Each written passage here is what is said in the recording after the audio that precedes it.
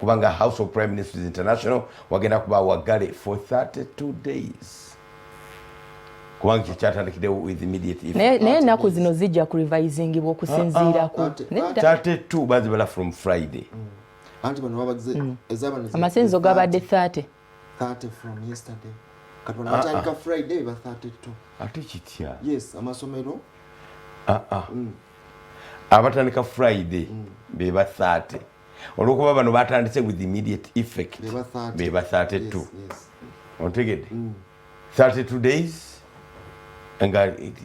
House of Prayer bucyange etandika temisinga nga lunaku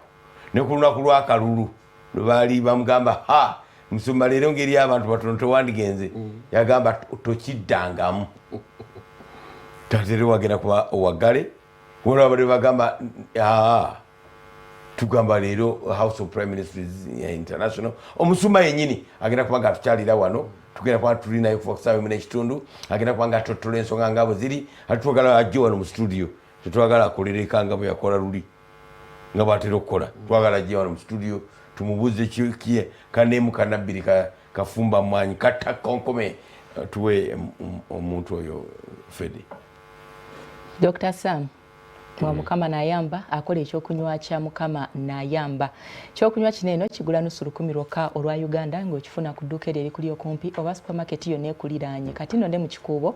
ojja kusangayo ekyokunywa kino mu bungi ate nga kiwonya ebirwadde nga pressure, ulcers, kiyamba okugogola obutwa mu mubiri, omusaayi ne gusigala nga gutambula bulungi nnyo bw'otyo n'obeera n'obulamu obweyagaza. Kakati ngenda kuwa enamba ya Dr. Sam omukubireko okumanya ebisingawo naye nga manya nti omusaayi buli lwe gukulukuta bulungi mu mubiri kiba kitegeeza nti n'omubiri nagwo gufuna emmere oba ebirungo ebyetaagisa okubanga gulwanyisa ebirwadde, okubanga gukula mu sheepu ennungi. Abamu tubeera ne issues bannaye n'oyiikayika n'obootya naye n'olowooza nti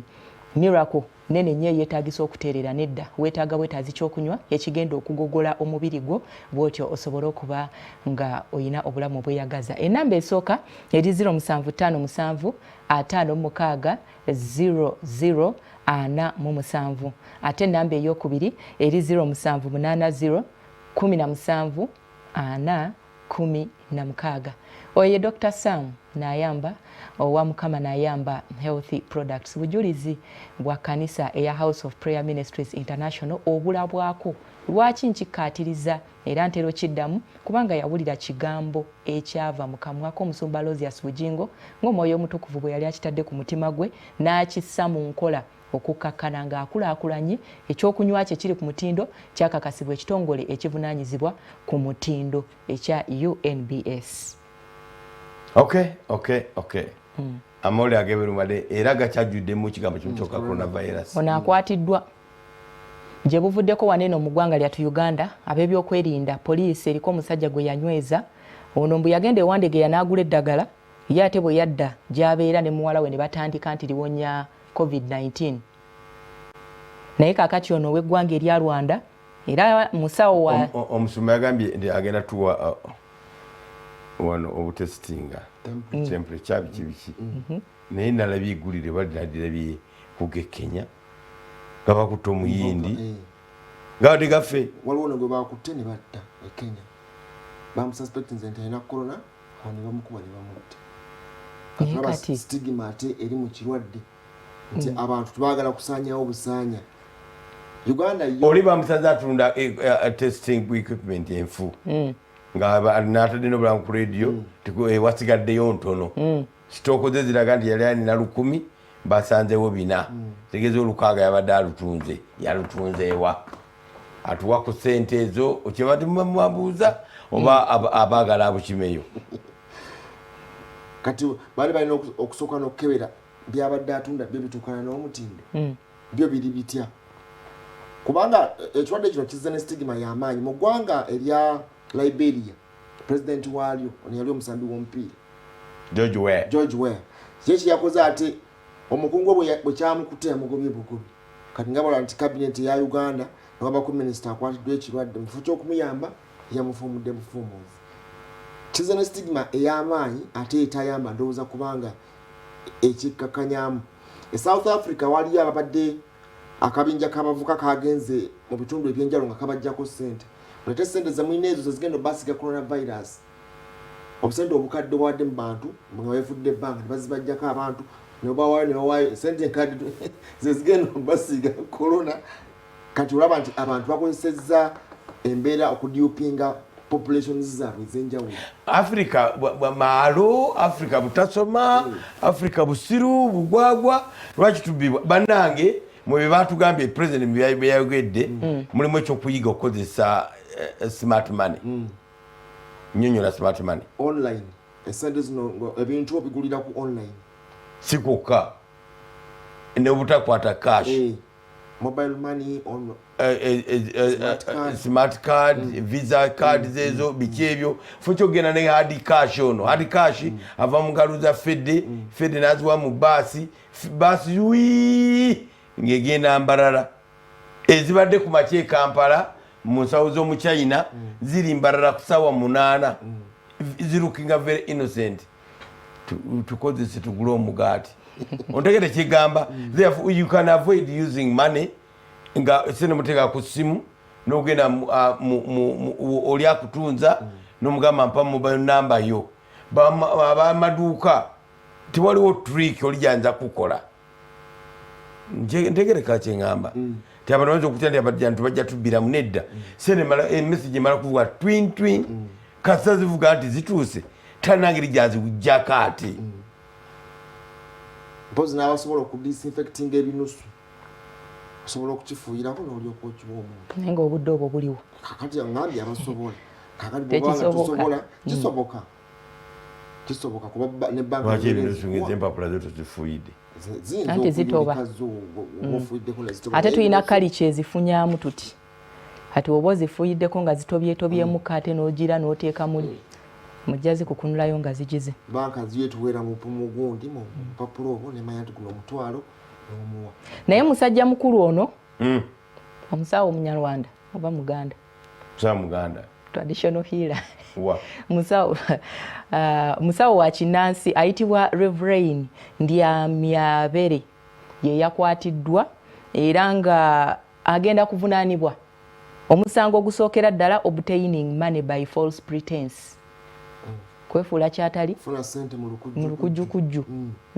gwe musango ogugenda okusookera ddala okumuvunaanibwa era bagenda kumuwozesa n'okuwuddisa abantu bwe gunaamuka mu V bagenda kumuwa ebibonerezo bino wammanga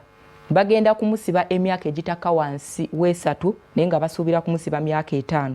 seejo gyokka asasuleyo akakadde kamu ak'ensimbi abalala bayigireko ate ye yabadde smart bagamba nti abadde atandise n'okukiteeka online ti alina eddagala lino abadde agamba nti alina eddagala eriwonya COVID-19 era nga atandise n'okusaasaanya obubaka ku mitimbagano egimu abantu abamu babadde batandise n'okumweyuna bagendeyo abannyonnyole omwo abakungu nabo mwe bagendedde ne baagala abannyonnyole aba Rwanda Investigations Bureau nabo balumbye nga bamugamba taata naffe tuzze kujjanjabwa yalowoozezza nti ali kuba bulijjo so nga ajjanjaba bakungu era okukakana nga bamututte ajjanjabire ddala abantu abali eyo oyo bw'atyo bwe yalabise agava e Bungereza olupapula lwa Guardian bawandiise ne bagamba nti abantu abamu be balemesezza ekirwadde kinene okulinyibwa ku nfeete waliwo ebimu ebiragiddwa oba emitendera egyateekeddwawo naye ng'abantu abamu tebagigoberera kati nno kino kiviiriddeko n'amasomero agabadde tegannaba okuggalwawo mbagirawo era n'abo bonna ababadde mu ebibuuzo byo bisaziddwamu bw'atyo bwe bagamba naye nga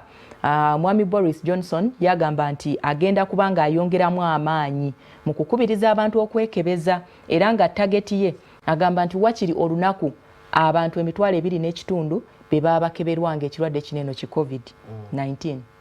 kikulu kya testing Ebongereza kyawalizza n'abakyala ne bbaawe ne bagiba mu lubiri ne babongerayo emyaka giwedde ku mpagala bwe kibakwatako kijja kumenya mujenjekalu babongeddeyo ne batwala mu lubiri oluwanvuko okuva mu ggwanga erya Bungereza bagenze Windsor Windsor okwongera okubataasa embeera ate eri wano. Obulwadde buno bwezira muntu alina birwadde bwezira muntu agenze ennyo mu myaka bwezira bwe bukwata kuoyo n'omutenyo twekweyanze nakulegula interview gyetukolerera musajja Professor Kalebu Pontiano Kalebu. It was very good and answered questions ezisinga twafunye answers zaazo. Banaffe bali mu kibuga bajja kubanga batuusaako traffic naye nga gye batumiddwa officially ogenda okuba gye interviewinga. Tulina omugenyi ow'enjawulo omusumba Aloysius Bujingo ajja wano mu studio olunaku olwaleero zinaagenda okubeera mu kitundu nga yatudde dda wano tugenda mubuuza naye agenda kuba nga ayogera ku kirwadde kino. Nigeria abasawo bo bali mu kwekalakaasa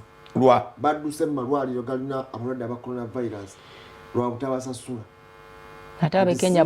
Nigeria nabo balabye n'obwavu mu mbeera eyo abasawo tebayinza kugumamuko wakiri mu mbeera eno sincerely. Nigeria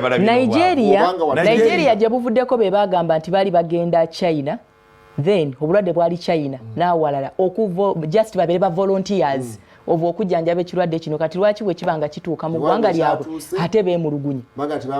gavumenti eganye okubasasula basuddewo abalwadde ne bagamba wenyuwaawo mufe byammwe. Bannakenya babadde n'ensonga bo bikozesebwa bye byabaviiriddeko okwekalakaasa. Andi ze mbali yakugera ku Nigeria ku nsonga ndala bwe gutuuka mu World Cup bebedima nga bamaze ogoba omupiira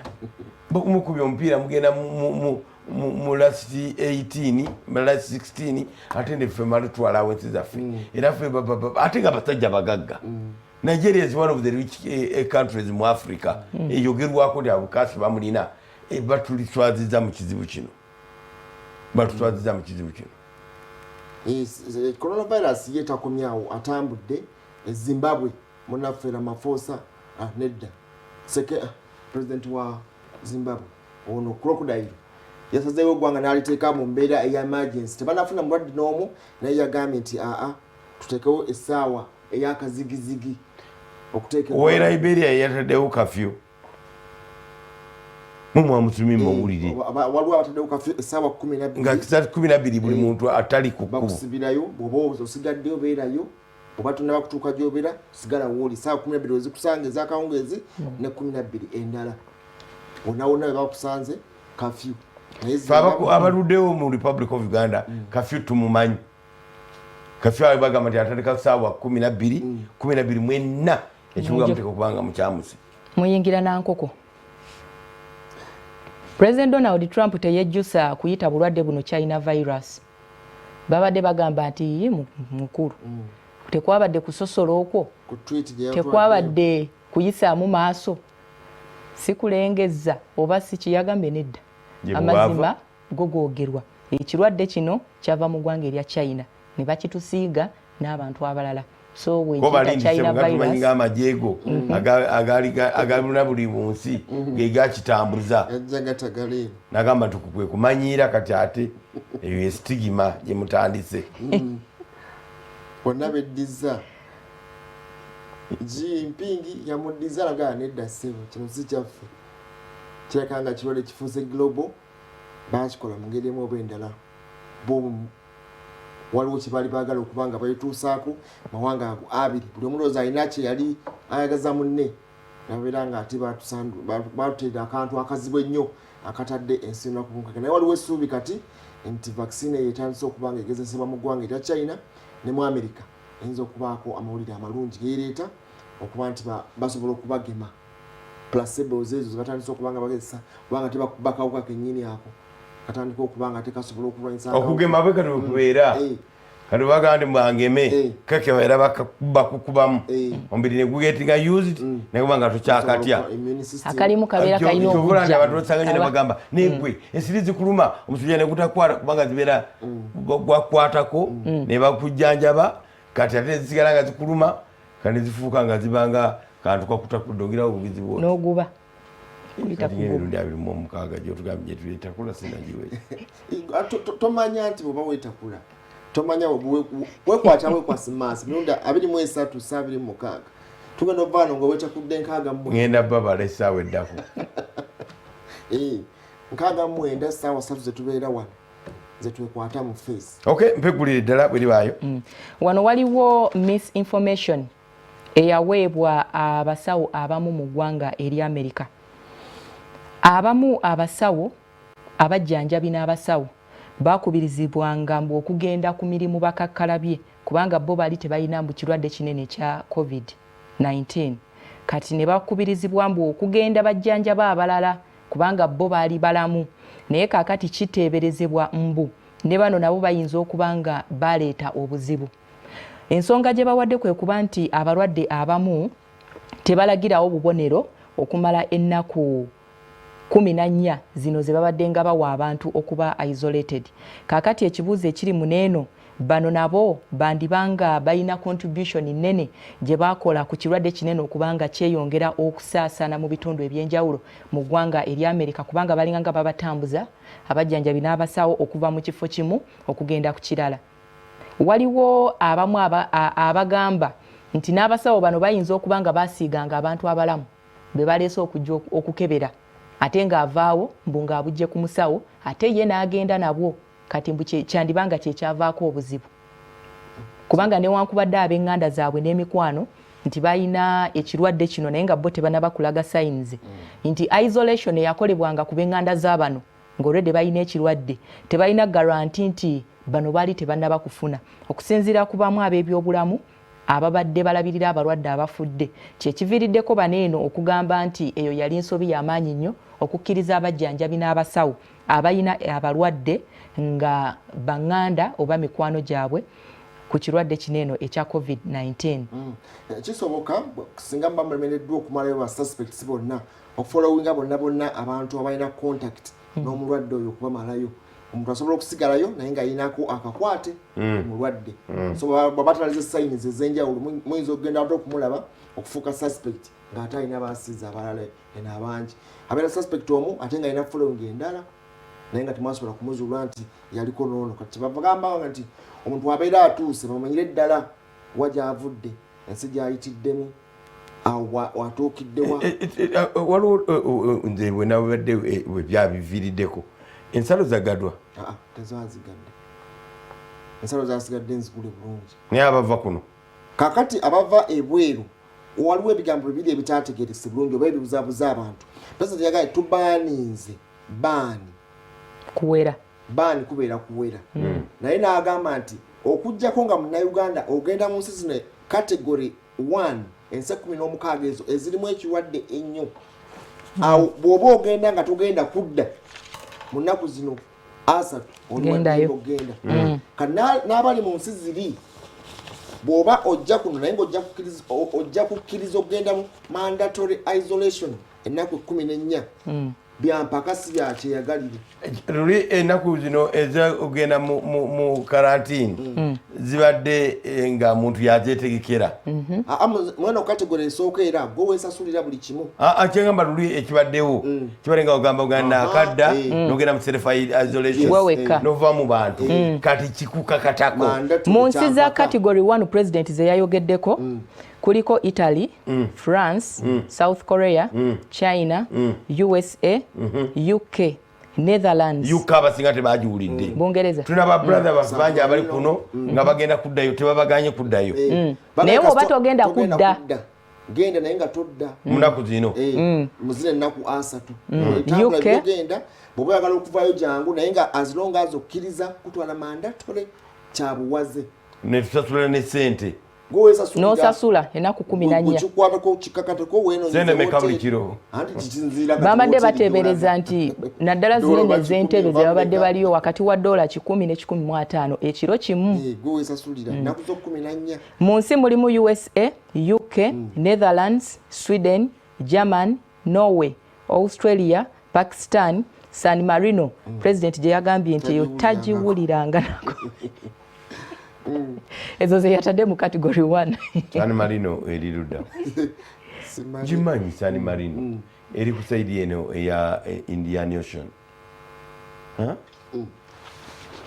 Ne obulwadde bwagikubye butya ogituusa ku ekyo. Kati awo mujje naye nga mujja kulwa mmwe.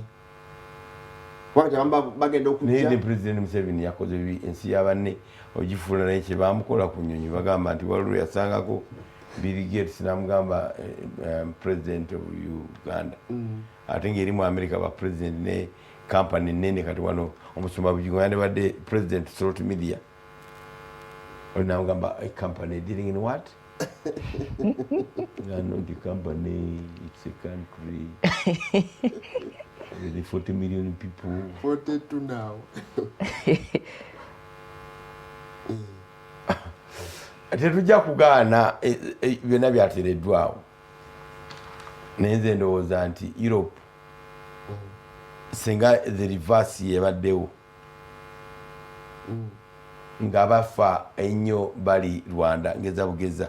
nga gye bwatandikira China nga bafa abaddako bali Somalia nga bafa abaddako bali Liberia nga mu Bungereza eriyo omuntu omu nge South Sudan bwe tulina Sudan eriyo basatu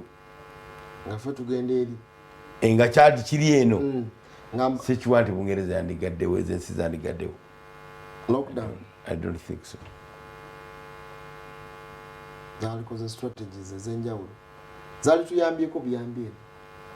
olaga nga ziyamba bannayuganda n'ensi ezo zibadde nga zikubiddwa nnyo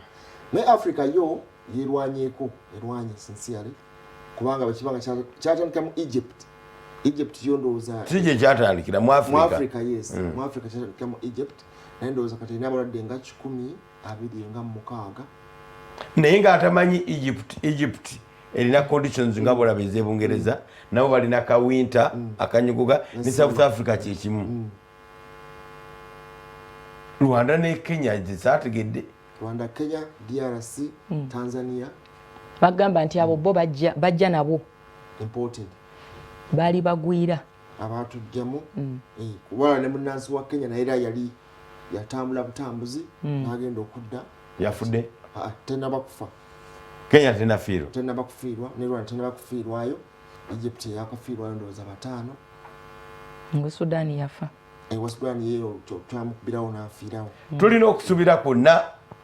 nti tuyinza okuba nga tuli blessed mu nsonga eno naye tulinamu okutya nti ke twabyetaddemu katunazo bitulekeramu ddala. Amawulire ag'ennaku Professor Stephen Swartz okuva mu ggwanga eri America naye afudde ekirwadde kinene ekya COVID-19. Professor Stephen Swartz y'omu ku babadde bakutte omumuli mu kunoonya butya bwe tusobola okuvvuunuka ekirwadde kino ekya COVID-19 okuyita mu ddagala ly'okugema oba olyawo n'okujjanjaba. Oba otandika okukiteekako simayiro nti tukimaze kati bwekiyita ate Professor Mulamba ogamba owakadanga nedda owa fatility simanyi lwaki obwongo gye buddukiddeeyo kutyamogedde nako omanyi bamwitumiza nga bwe twafunye nga bwe tusuubira Professor ono bandeetedde wano n'endaba ajja kutuyambako okulabika nga tukakkanya ekintu kino naye eggwanga eri America we twogerera kaakano liri mu kiyongobero kubanga okusinziira ku mawulire bagamba nti ebadde empagi ne mu universities ez'enjawulo mu ggwanga eri America ezikola ku bintu ebyo ebya science ne technology abadde nga musaale nnyo okulaba nti byonna bigguka naye kaakano we twogerera kirwadde kyabadde anoonyeza eddagala kyekimujja mu bulamu bw'ensi eno. Afudde nga muzira oyo mata ajja kujjukirwa nga mu byafaayo nga bwe tujjukira Dr. Matthew Lukuya bwe yafa nga agezaako okutaasawo n'ekirwadde ekya Ebola. Tuba celebrating nnaku ki ezo Heroes Day? Tubatwala mu bazira baba bazira abo era n'emidaali gibaweebwa tuyiwa famire yaabwe kuba babeera bawumula dda ate ejaffe abagyewangulira on merit gibeera saidi eno ejaabo nga bataata ba anko basinga bagiwangula ogusiba saidi eno nga sigugwo kasagwa nga sigugwo ng'oli mbutaala naye ng'ogulinako oluganda okuba kweteeka mu butaala butaakolerera Katonda abakikuwadde. Obutala bwa kitaawo obwo wasingaawo. Naawe ng'otambulirako awo. Aba traffic tetubalaba. Nere tusubira traffic mungi nnyo olunaku olwaleero.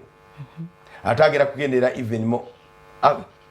actually waleero tumusubira mungi. Kuba abazadde bagenda kukima abaana. Tugamba keera ogenda okugyayo omwana ate n'ekya kijja kuba kinene nnyo.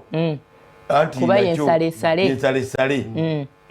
Wenkya traffic ajja kubeerako n'obugombe. Engombe nga bazifuuwa. Towerabira ti amakubo agamu maggale. Towerabira ti amakulu agamu maggale. Ebyo ndio kubanga mind bwenyimba nyingira mu kibuga wanongera kukola wotya era actually ngonjala kundi bandira ebyo ngo baga nti baligenda kubanga baligala simanyi lwaki ligalwati kwantu watu manyi tukimazi Kampala Northern bypass Kisasi Ntinda closure bagenda kuba bayita wakulambira Ntinda D2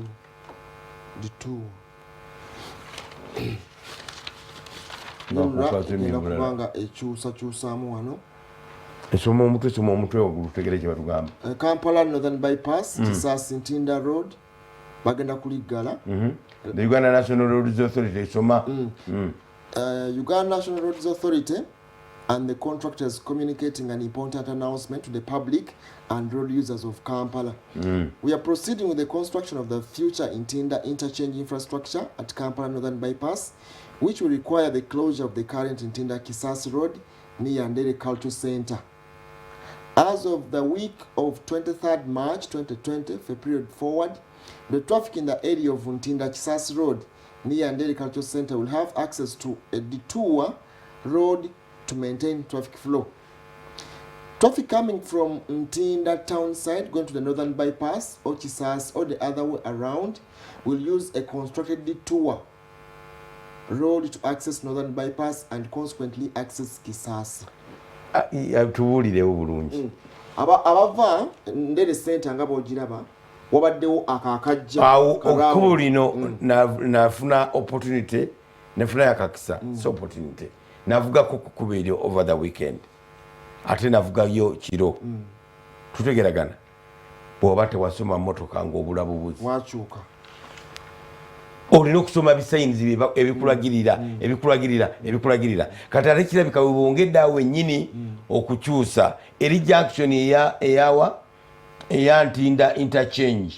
kubanga webagamba egenda ku Kira road from Kisasi Kira road wali tabu waliwo kati roundabout batugambye bagenda kubanga baggalirawo oyitero nga ku Ndere Center yeno si Kisasi Kira road n'oyiteeyo bakozeewo ekkubo okay Robert Kalimadaki tumufunye simanyi waali agenda kubanga ayogera naffe alina Mirembe road wano it's raining badde kagenze gwayo embeera ebiridde etya awo Robert Kalema olabawo changes zonna as regards the coronavirus abantu betegese abantu tebakoze abantu besabise tebayuya nnyo iyo yonga otumukozi bulazanyiza oba okunyizanyiza waliwo akuli mugonga yayuziza ne tulengera n'ebyenda kiri kirya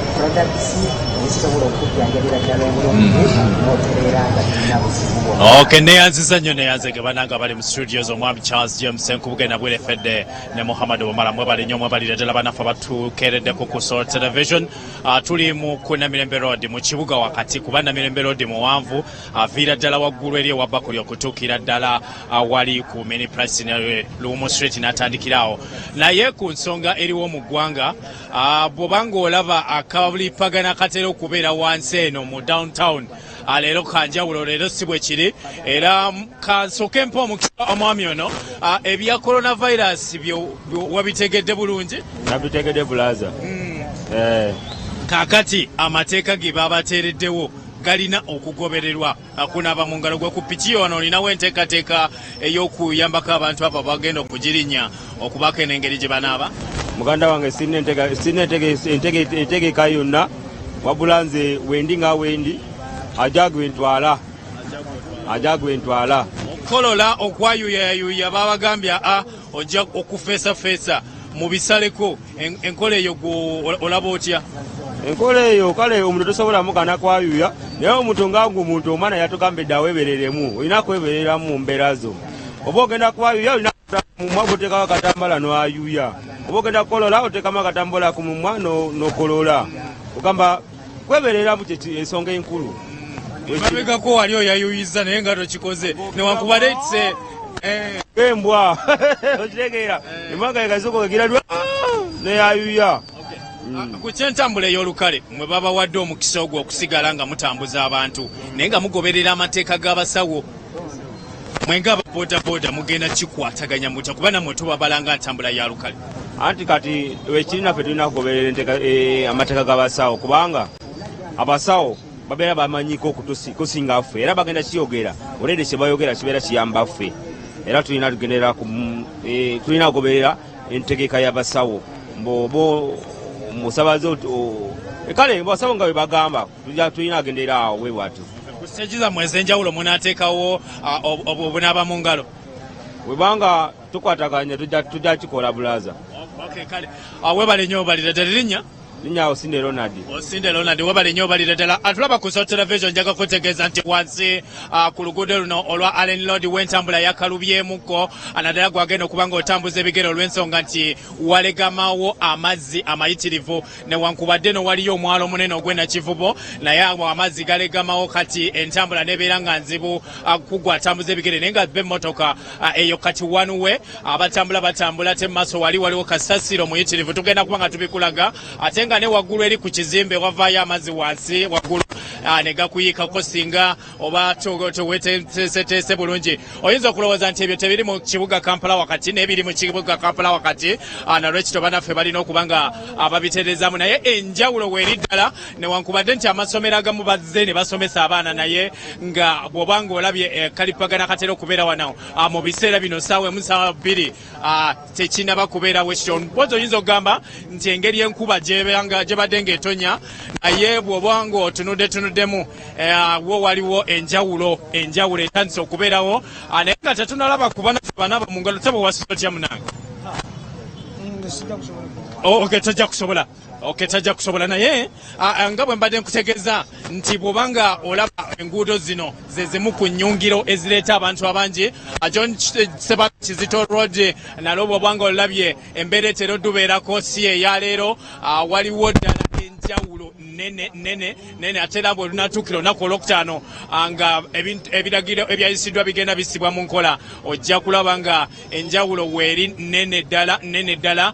gwe munaffe atulaba ku Soul Television naye nga kyonna kyekiri olina okubeera ng'ogoberera amateeka g'abasawo ge batugambye okubeera nga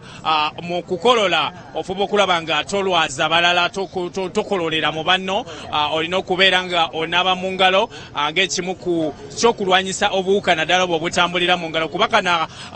akawuka ka COVID-19 katambulira nnyo mu malusu katambulira nnyo mu ebyo ebikuva mu kamwa olw'okuba nti mu mawuggwe omwo mwe kasinga okufuna ekifo ne kabeera omwo abanaffe abakola emirimu egy'enjawulo newantu tubadde tubamanyiddewo tebanatandika kuvaayo mpozi nabeera bakyali wakaawo kuba wano ogenda okutuuka obudde buno wali wonawona ababa bayiyeeyo emaali erudda n'erudda naye kati eyo embeera yeeriwo mu kibuga Kampala gwe munaffe atulaba olunaku olwaleero wansi eno mu downtown ono ye John Seba Kizito Road aviira ddala wali ku Ben Kiwanuka Street walinga ku Shoprite najja ono alina kubeera wanuwe bano boolaba bagenda eri tebalina kubanga abakomawo akatubuze ku bannaffe bano abakola emirimu egy'enjawulo ugamba otya tolina kyolinze okay ugamba otya sebo oli bulungi weyagala Nyagala. okay yegwana Nze kakola ubeni. Akula ubeni. Okay, akula ubeni. Ensonga waziwulidde eza coronavirus neteekateeka gye tulina okweteekateekamu. Baba zino tuzitidde. Lwaki ozitidde? Atyo bugosa abaana ku ssomero kati abaana bamaze kuweezayo ssente zaabwe. Bwe butyo. Omuntu tafiirwako. Afiirwako kali n'ekintu ky'olabako nakyo sobola ategeerekeka. Okay, kati ku street wano we muli nteekateeka mugenda kwekuuma mutya kuba muli mu bantu bangi wano ate nga ebifo eby'abantu abangi bebasinze okusako amaanyi okwekuuma tuma tulina okwekuuma otya buliwo obukuumi tebuliwo kiki ekyetagisa okubuteekawo oyo omusajja oyo muzeeyi alina obuteekako alina okusooka agamba abantu okay kale naye wano tebakolerawo mu mateeka bano bakolerawo mu bumenyi bw'amateeka tebalina kubeerawo yensonga eyo katulabe ku mwami ono akuŋŋaanya atukedde tukuŋŋaanya mu kasasiro ogambo kya munanga bulungi sebo ogagwana tumuze tumwesije sali amateeka wagawulidde ag'ebyobulamu era agawulidde naye simanyi bwe gakozesa tomanyi bwe bagakozesa naye nagawuliddeko wagawuliddeko okay kugewawuliddeko ge galiwaako tulina okwambala bugundi ku mumwa tulina okwambala giraavu tulina kukwata abantu mu ngalo tulina okwesembereza jase ebyo ebintu bino lwaki mubitwala budde bwakumakya nnyo nomuntu abitwala kiro nnyo obutataataganya mirimu mirala ekiro baba baggaddewo ate tuba twebase erusola situla batukola oba mwebase lwaki temukyusa shifuti yammwe nebeera ngaetandika kiro kisoboka pozi tusooka kulaba bakama maffe ne bapulaninga ekintu ekyo naye tekisaana kuyola ku makya kisaana kiyo naye kakati wa omuntu atulaba ku Solo Television kuba ekisinga obukulu kyekyobulamu kitiibwa awe genda kuwaatya ekitiibwa ekirabo ekyo ekyobulamu ng'agondera amateeka agateereddwawo sibutegedde ekisinga obukulu mu byonna bino byonna byaleeteddwa kubanga obulamu kyekikulu okuggala amasomero okuggala amakanisa bino ebifo byaffe ebyolukale bye tubeeramu okubanga bateekawo amateeka nti mulina okubeera n'ebinaaba mu ngalo mulina okubeera nga mwegendereza nnyo muli begendereza obutakololera mu bantu obutanyizanyiza mu bantu bye bimu ku byateereddwawo naddala ku bino ebifo ebirimu abantu abangi omulabi ali eyo akyemulugunya nga munnange oli bw'abadde yeemulugunya yongera okumuwa obukakafu obwo yongera okumunyikiza nti obulamu kyekisinga obukulu obulamu kyekisinga obukulu lwa nsonga wadde watali bulamu tobeerawo katulina okwekuuma buli omu alina okwefaako webale nnyo owamagi ogamba otya nze david gwe david olaba otya nga abantu bakendedde mu kibuga tokyalinawo otunda magi ogenda kola otya genda mukyalo ogenda kudda mukyalo mukyalo olinayo enteekateeka yonna wootandikira ate eri mu kifo ky'okubeera eno ng'obulwadde bukwatira eno afazaalo ogenda mukyalo yegwana nze david emyaka gino mbadde ngisuubira kuba ku ssomero fiizi zaabula taata school fees yamubulako fiizi yamubulako ate nga te mu masomero waliyo enkola ya bonna basomero tewagiwulirako eyo taata teyagiwulirako bagwe kale webale nnyo atulaba ku Solo Television tutunuulidde embeera eri wansi mu downtown eri etya naddala bwe batugambye okutukubiriza okunaba mu ngalo mu butuufu ate wali kyoyinza gamba nti kino kyekiteereddwawo bannaffe ndowooza ab'ekitongole ekya KCCA twetaagayo obuntu obw'enjawulo ebifo eby'enjawulo bye mugenda okuteeka mu bino ng'abantu bw'aba ayiseewo anaba mu ngalo si bannannyini bizimbe bokka naye nammwe ekitongole eky'ebyobulamu mu KCCA enkola eno muginyikize kubanga kyetandikire kummwe mwennyini abali mu buyinza abali mu bukulembeze bw'ekibuga eryoke esaasaanira awalala wonna kuba omuntu ajja kubanga asoose kulabira kummwe aba KCCA kye mukoze okutuuka eno nga bakugambye nti downtown ali eno afuuse ekizibu naye tujja kubeeramu mpolampola gwe munafe atulaba ku Solo Television tugenda kwongera okutambula ebifo eby'enjawulo naye embeera bwetyo bweri kwokuba waliwo enjawulo Robert Kalema Eric Sebalamu tuli eno wansi mu downtown simanyi bifaananyi bwe twabiyita ebya London Heathrow Airport naki twandibadde tubiragako abantu ne tulaba nti Kampala ye nga bwe batuwandise mawulire partial lockdown si eri lockdown eyabiri ziri city zi London omuntu yampeereza Trafalgar Square wali Uganda House. This is one of the busiest era abantu ensonga lwaki Idi Amin bamukubira mu ngalo nnyo. Idi Amin yagula okuzimba gundi Uganda House eyo yagigula eri wakati mu London awasinga obulungi wali ka block cafe kalungi nnyo Trafalgar Square wali embassy yaffe eya Uganda mu Bungereza naye gulu baweereza ebifaananyi nga wali completely empty nga gwe mulundi ogusokedde ddala ekanisa eya House of Prime Ministers International egenda ku maazi guli naye ate eyo giveeko olowooze ku that is it. Ezo enguudo ziba zijjudde emmotoka ne Katonda zo tuyamba ne tulabayo kamu oba yabadde alaga olugwe nalabye okujjako nga ambulance nebutulamu buyita wansi lw'amasannyalaze tekuli abaali bamujjako oyo mushawo oba musawo amujjako kaswabu genda kumukebera genda jjanjabe bana ebibuga bikalu ne Kampala mu mulabye ali active therefore abantu mwegendereze abasawo be Kenya babadde baagala kuba ng'omusawo oyo bwali oyo akebera oyo naye kakati bo bali mbiteeteeyi byabwe kuba wabuwiika gundi kagenda kebera temperature na bugiravuzi kakati nabo baagala kwesabika nga bali bwe beesabise abo nalabye kamotoka bannange olunaku lw'eggulu nga akaako mukama yeebaziwe ezo enguudo ziba bize nga bw'okitegeera n'oyo omusajja muwala waffe yani wa sayinzi Rosette waabwe yanyumidde nnyo kati nno waliwo amawulire agafuluma nga galaga nti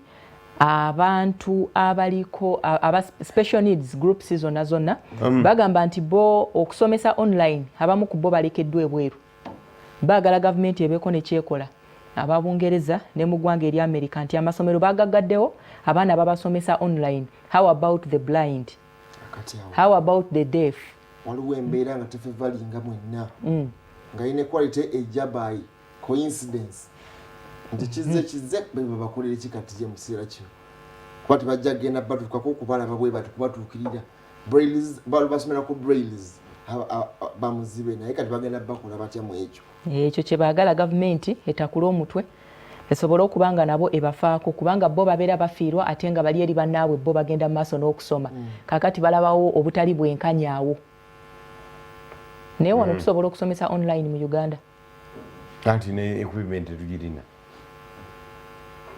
olwo abaana be nabadde nabo ne mbabuuza president mumulidde agambye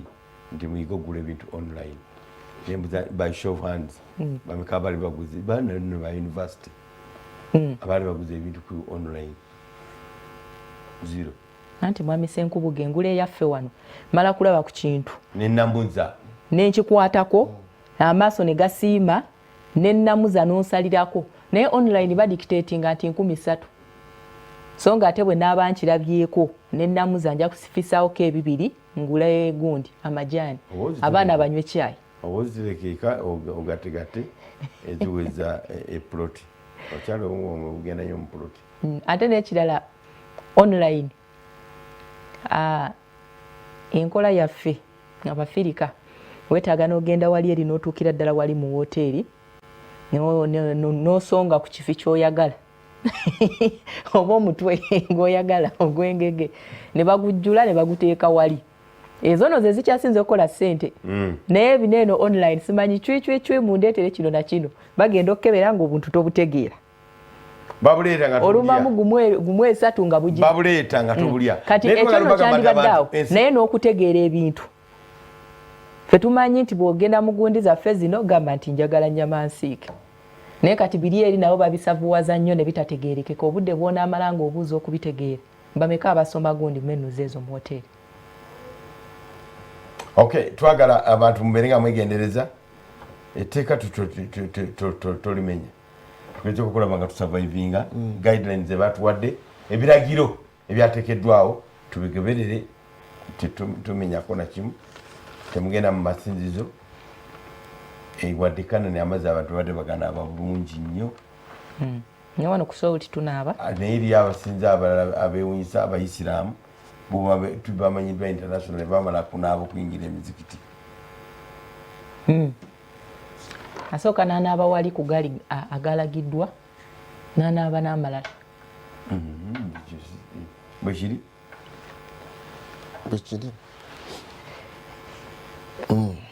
nangira munda nga musajja ali pure simanyi ne waba ngaali clean ngaali clean naye Gaddafi wagenda kuba wagali ate ebyo byabadde with immediate effect teyabadde n'okusaba jjo okwakiro tekwakkiriziddwa buli kusaba okwabaddewo wano naffe distance si nyimpi nnyo 6 meters 6 yes wamala abagamba kulinaanagana tetulinaanaganya nnyo wamala yinza n'okusemberako eno wano owuliddewo kayasimula ate bw'obona oba tunaba kwasimula ate onooyasimula ng'omaze okulaga symptoms tetumanya tomanya munnange omuntu gye yayitidde wano tunaaba era bw'oba okutukyalira ku Salt TV tukugamba naawe we would encourage you naawe onaabeko naaba bannange abantu abakyalakyala tubeegayiridde mukendezeeko ku kukyala akadde kano ke tulimu mikwano mutuuleko mu nnyumba zammwe si mu bubi naye mutuuleko mu nnyumba zammwe gw'ogenda okukyalira alina obwana bwe buto oluusi oli nakawere yakazaala weetwalayo mulaba kiki kyogenda okulaba omwana ono eyo akazaalibwa agenda kukula ogenda kumulaba omwana oyo chances z'okufuna ekirwadde ekyo singa omuntu aba kirina ziba ziri togaana bantu kutambula kubanga ekyo tekyabadde mu lockdown nedda sigamba kubagaana kutambula ngamba kutukyalira waffe mu mayumba yes abantu batambule nga bateekeddwa okubanga batambula ngamba kukyala kwakajanja nedda babeere nga bagenda mu maaso kubanga bagondera guidelines oba okyadde n'aba mu ngalo ly'okwokwata omwana naye bonoga nti temukyala tugende eno kubanga omwana wange n'omwasimulirako nedda abantu baleke batambule bulungi okukyala awo beerozizza ddembe lyabwe lyakubanga mwabike reason bwebanga si nkulu kuba ekisookera ddala but in my opinion nzikirijanya nefedde stay at your place omwana agenda kula eri ekirwadde ekizibu mu nsi abaana tubajje ku masomero basobole okubeera nga bali mu bifo we batali bangi kyokka ate omwana azze awaka omulesi agenze mu kibanda oba bali mu kigurupu ne banne kyokka gwe dadi wooni gye yabadde mami wooni gye yabadde walala akola ku airport risiki weeri omukozi wa airport oba okyagala tokyagala risiki yo nnene okufuna coronavirus okusinga akola mu kikuubo n'ekikuubo risiki weeri abawabi bamu bava Kenya abalala bava Rwanda abalala Tanzania ontegere kigamba ne kati abantu bwe bava mu kibuga ne badda kati bwe mbanga era mukyadde kiki okukyala abantu abamu balina TV zaabwe naye balina akajanja k'abatamiivu amala gunywera mu gurupu n'alyoka awulira nti agunywedde gy'obeera ewuwe waka wabikolerayo tamalirize kati abamu alina TV mu nju ye naye ayagala gye yeekuŋŋaanyirize ku yiyo najja n'atuula okuzika bakweze babiri abenganda agenda kuzika kankwerekereko mwepakidde emmotoka y'abantu 5 mwepakiddemu abantu 7 abenganda baliwo baziike abatono ye polisi bwete bwe yagambye okunaaza abafu ebyo bigira birindako emikolo emirala cultural mikolo kuva enyegenya banakukkiriza nti gigira girindako awaliteko bawo science ayongera okuprovinga kyogere ekigambo kinabagamba waliwo okulya n'okukombesa owani balina okuprovinga wo science kubanga buli contagious naye tumanyi nti omuntu wabeera afudde kasigala kali katyako omusaayi gw'omuntu kabeera mu musaayi bw'aba afudde kiki ekiddako awo mu process eddako awo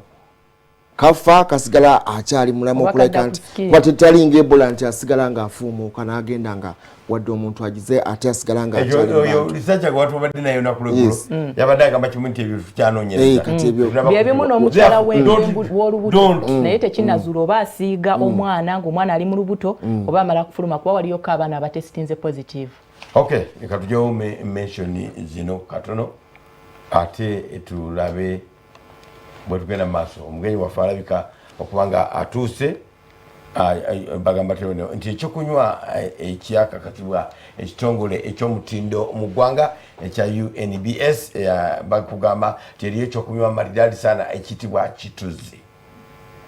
kituzi ono gwempugamba bagamba talimu emigaso mingi nnyo ajja kubanga akugogola emisuwa ajja kubanga akukendeza ku chances z'okufuna kansa ajja kubanga n'okwoza obutwa mu mubiri akikukolako kituzi bamukola mu katiko ne bamukola mu mubisi gw'enjuki kituzi ne bamukola ne green tea ne mu green tea nobera a class above echupa emu ya kituzi erimu milizi 300 egula enusu 10 loka munyo kumacha munyo kulanchao na kaungezi nze chupa nga 3 obuchupa 3 obwa kituzi obere a class above the ordinary bado kama kituzi ojamusanga mu supermarket zonna obagenda ku factory ebushenyi omufune bagamba ndisimu eri 07 8 7 nya 53M oba 07 8 7 mwenda kituzi healthy drink have a healthy life. Katino gwayagala business yo erangibwe nga kituzi oba yagala business yo tukukubire akalango ku Salt Media mbanjogera ku TV ne radio tuyina mukaga nambirira atenga TV yo eri ku buli platform yonna mu nsi yonna Norwecho ojja kubanga okuba ku namba eno gye ngenda okubanga nkuwa Jas ajja kubanga ayogera nawe bulungi nnyo ku buli kibuuzo kyonna kyolina munda muggwe namba eri 0392 17 57 8 Salt Media femunyo ne mu kibuga wetuli wali eri ku Zebra Plaza bwotuukawo n'aba bulungi mu ngalo yingira okolweko. Okay, ekitabo ekyomusumba Aloysius Bugingo akisatya Pastor Aloysius Bugingo A Journey Untold tugamba nti gye kiri nnyo kyafulumye banaffe aba East Africa Book of Records era nga copy oyinza gifuna ku East Africa Book of Records wali offices zaabwe ku South Point Mall e Kabalagala. Kitabo kino oyinza kijja ku Jit Jewels eri ku Grand Imperial Hotel oba ku Canaan kati tujja kusobola kugenda ekuwangaduza waggali. Nini Mwanjerina bookshop kino kitabo gye kiri nnyo go and get yourself a copy mu kiseera kino ng'abaana tebali okusomero kiseera kino osobola okubusoma ofuna obudde ofuneko kyosoma mu biseera nga bino obere a class above the ordinary. Njakugira nsembyayo Dr. Sam Nayamba onakukolera ekyokunywa kya Mukama Nayamba ng'ekyokunywa kino kigula nusu 10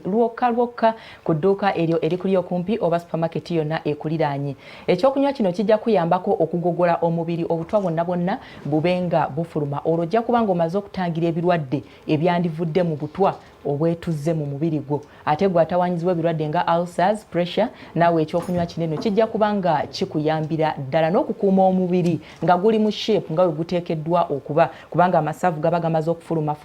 okula nga omubiri mutereevu bulungi.